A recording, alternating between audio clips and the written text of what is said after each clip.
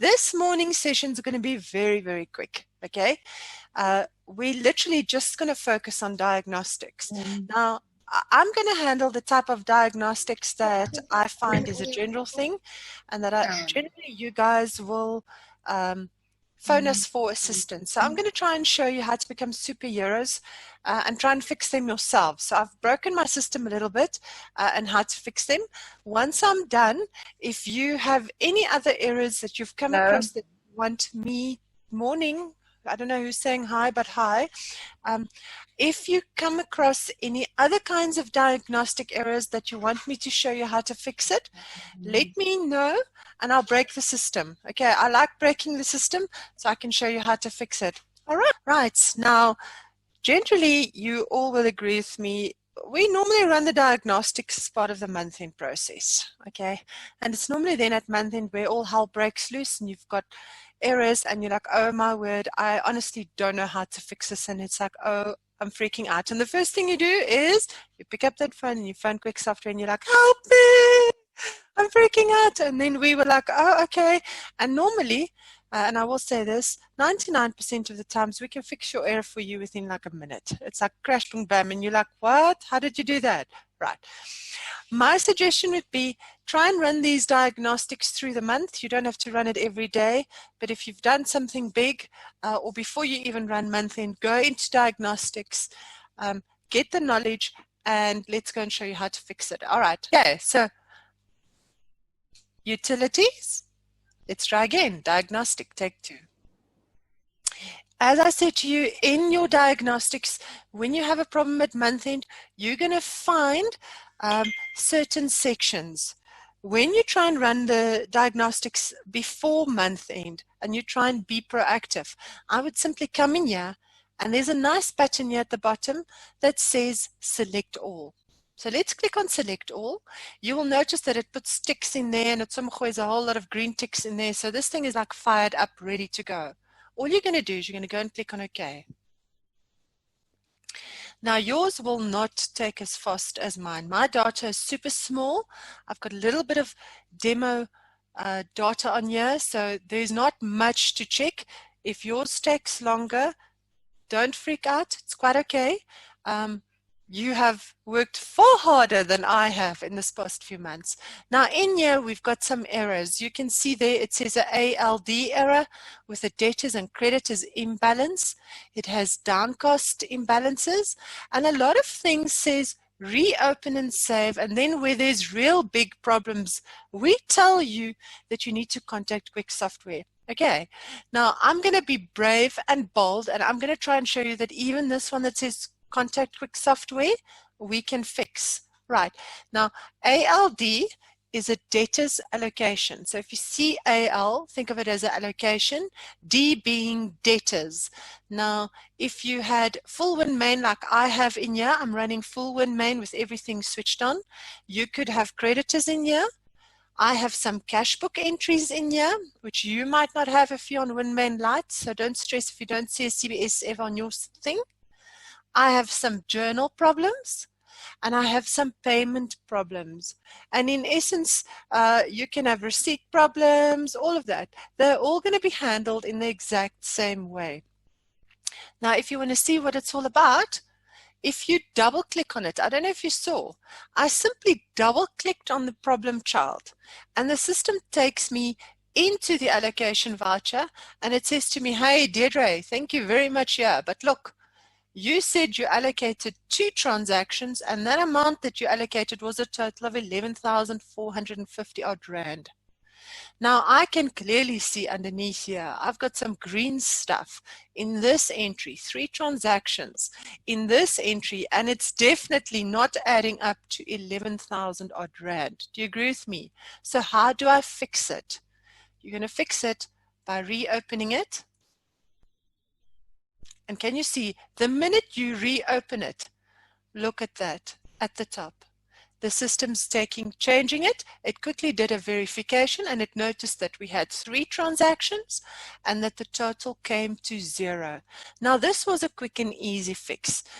There was nothing weird to it. There was nothing wonderful to it. The system basically fixed itself.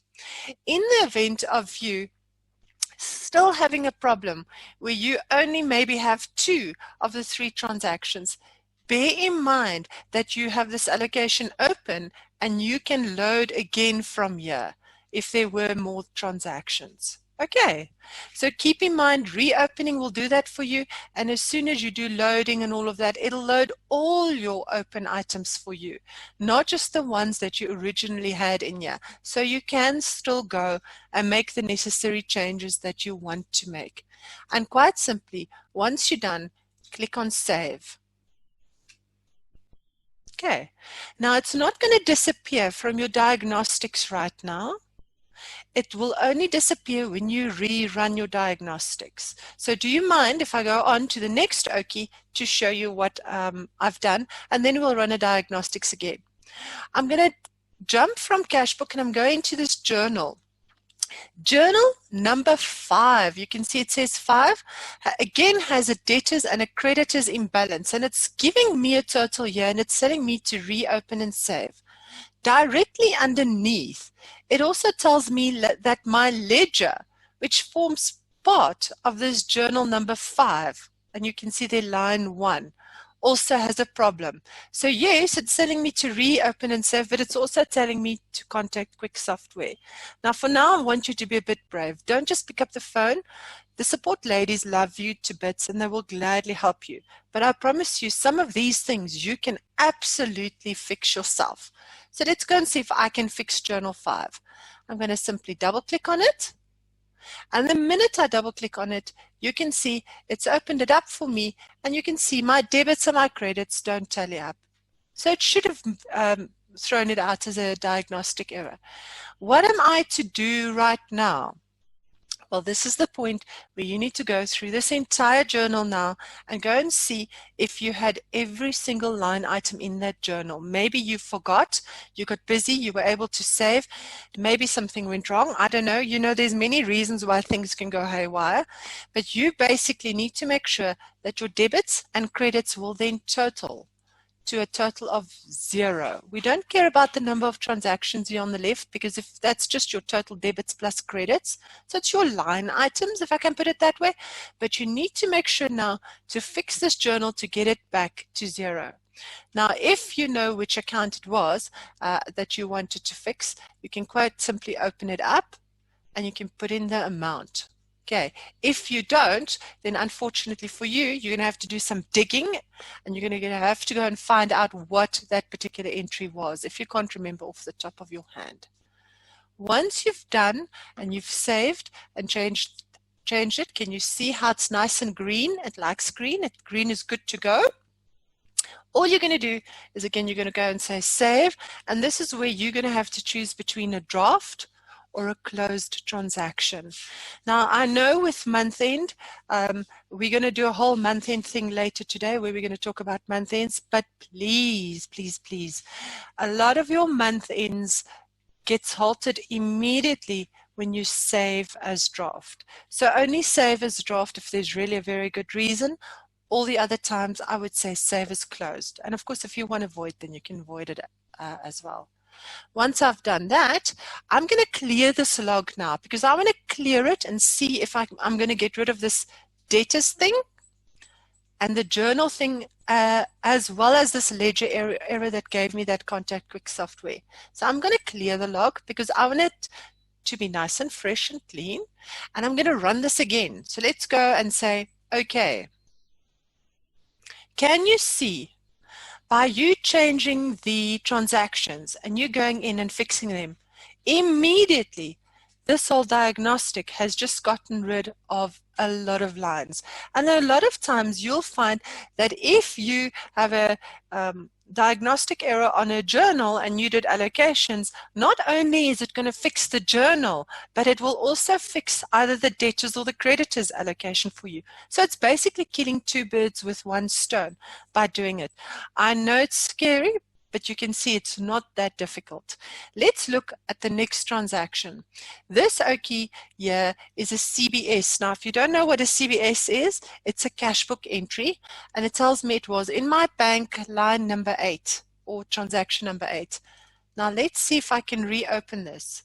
I open it up and look at this. it is telling me my bank amount is like, I don't know if it's 35 million or 3.5 million or so. It's 3.5 million. It shows you there at the top. But then my excluding amount is saying 33,787.12. Now, how is it possible that my bank amount can be like 3.5 million more than my excluding amount? Something went wrong, horribly wrong. How am I going to fix this? You will notice that it also has a link to a payment there. Now you can go into the payment and quickly go and squiz out the payment and see what was the payment supposed to be. And here you can see I've got a total of 33,000 rand. So it definitely only should have been a 33,000 rand, not a 3.5 million rand. If you wanted to change something on this voucher, obviously just click on reopen. But I'm happy with my integrity of this particular payment voucher. It is fine. My allocations are fine. It looks good. The total year is correct. So you can see that matches the allocated amount, matches the actual payment voucher amount. So this integrity is fine. I'm not going to touch this payment voucher. Do you agree with me? Right. What I am going to touch is I'm going to come into the stupid cashbook entry and I'm going to say cashbook. I don't know what you're drinking, but it must be nice and strong because it's definitely not 3,500. So I'm going to reopen it.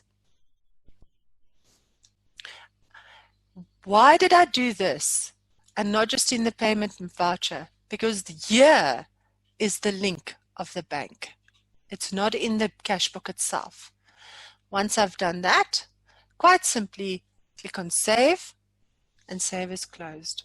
It's quite literally a matter of you just reopening that stuff and just saying to the computer, it's okay, take a deep breath and just save it. And this OK is just going to say, listen here, my allocations to my invoices have not been paid by the corresponding debtors. So it's just saying, listen, dudes, you're now paying something out which your debtor didn't pay. This, in case you're wondering and you've never seen this before, it is a setting I have activated. Remember, we have bells and whistles. This is a setting where we can set it up to say, please warn us if the debtor hasn't paid for this particular transactions. And you can see there's some invoices in here, Avis car rental, all these invoices in here for various different debtors. Well, they obviously haven't all paid us, so we're just saying, why should we pay out this creditor if we haven't received the money from the debtor? But it's quite cool. You can simply say save, save is closed. Right, now once we've done that, let's clear the log and let's try it again. All right, and now it's talking about an imbalance on payment 9. Debtors VAT imbalance is R3.55. So now we're going to come in here and we're going to say, what have you done? Deirdre, how did you break my system? And all we're going to do is reopen. Check the amounts. Are we happy with it? Now, I don't have any open items for Avis because you'll remember now, I just created a payment voucher for the odd 33,700 odd rand. So it won't have open items. If this wasn't Avis and it was somebody else, then I would be able to come and allocate in here. But you can see here, my balance on this particular creditor is 0. Do I still want to pay them? Well, if at this stage I'm saying I'm not going to pay 34 bucks or claim 34, this is a negative payment. I'm not going to do this payment because it's 0. All I have to do is say save as void. Done. Let's clear the log and let's see what we've done. When you get this screen, guys, it's basically saying you are so awesome, you are so cool, you have 0 errors. Can you see here I've got 0 errors? So it's just saying I'm happy with everything. Thank you very much. You fixed all my errors. I love you. Now you can go working again. And that, in essence, is Diagnostics. You are most welcome to unmute yourself now. If you've ever come across a diagnostic error and you want me to break my system quickly, so I can do the same on my side to try and show you how to fix it, let me know. But diagnostics shouldn't be something where you just You can. Guys, if you like our people on support, they appreciate you and they appreciate you phoning them, then by all means phone them. But if you want to try and fix this yourself, you can see it's a matter of double-clicking, looking at it, and most of the times a reopen or save will happen. Some of your very, very serious errors could be maybe where you run a monitoring account, you run a verify, and that balance is just not coming right no matter what you do. Those kind of things will require a data patch, and for that you will phone Quick Software. We literally go in and we rebuild your aging. That's how serious it is. So it's not something I can show you how to do. We literally take your data and we manually build fixes for you, and then we send you something back that we call a data fix, and that's when support phones you and they're like, hi, I need to quickly get TeamViewer data, and they take a file, either they email it to you or they transfer it via TeamViewer, and they do those batches. Those serious stuff can absolutely not be fixed, not even via a diagnostic. We physically have to go and alter your data. Any questions from anybody? Deirdre, can you hear me? Hi, Jan. Good morning. How are you? Well, thanks, and you? Good. I'm just looking at the ones at the top. It's got completed 8, 4 errors open, 1 open. Those 4 that are open at the top. Yes, remember this is a log, my babes. So this is telling you at which date and which time I had problems. So the system will keep tabs on you. You will see I probably had many errors. So you will, if you get, if you go into your history log and you're like, oh my gosh, there's 4 open, 8 errors, all that nonsense. If you don't want to see it, please remember you can clear this log. Clear the log. Okay. And then you won't see any of those previous errors that you had before. All right. Good question, though, Jan. Thank you. Any other questions? Anything you want me to break so I can show you how it could possibly be fixed? Any situations maybe you had previously that you want to share? No, I think the only ones I've previously come across is when they haven't balanced the cash book. And you've got to balance the cash book. That's it. I've not come across any other errors. Yeah, that unfortunately does happen. Hey. Yeah. Anybody else? Yeah. It's really a case of just making sure that you fix those errors. As I say, they seem daunting, but you noticed we had that one thing where someone just said contact Quick Software, and you saw we could literally open that journal, and we didn't need the help from Quick Software because it was all interlinked and connected. So yeah, it can be fixed. Don't be scared. It feels weird. I would run this maybe just before you start running your month end, because when you run those diagnostics and you fix them beforehand, then your month end will go smooth, because you know month end can break like something terrible. I don't know. It's got better than ABS breaks, but yeah, it can stop dead in its track. All right. Is that it? 20 minutes. I'm surprised it took that long. Anything else? No, thanks, Deirdre. Thank you. I see everybody says no, thanks, all good. All right. Then, ladies and gentlemen, thank you so very much for joining me. I don't know who's joining us for the month ends, but we're doing some month ends and other stuffies a bit later today. So I might see some of you again a bit later. If not, take care, be safe, and then see you next time around. Take care, everybody. Bye-bye.